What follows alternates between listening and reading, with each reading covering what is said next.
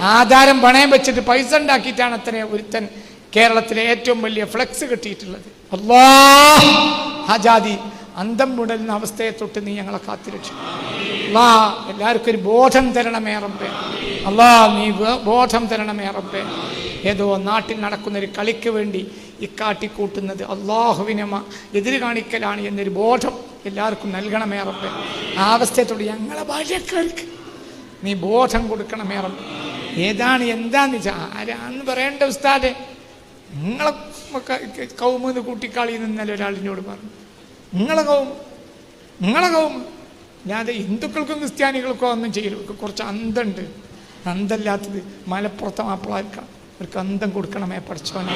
നേരത്തെ ഭക്ഷണം കഴിക്കും പോലെയല്ലടാ, ഇതൊക്കെ ഏതോ നാട്ടിലെ തമ്മാടികൾ അവർക്ക് വേണ്ടി വ്യഭിചാരശാലകളാണ്.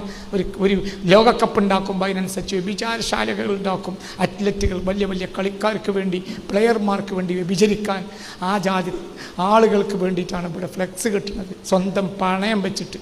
അല്ലാഹ് നീ ഞങ്ങളെ കാത്തുരക്ഷിക്കണം. ഈ അന്തക്കെടിൽ നിന്ന് ഉമ്മത്തിനെ രക്ഷപ്പെടുത്തണമേ റബ്ബ്. അല്ലാഹുവെ കളിയും വിനോദമൊക്കെ മനുഷ്യന് വേണം, പരിധി വിടുന്നതിന് തൊട്ട് കാക്കണമേ റബ്ബ്.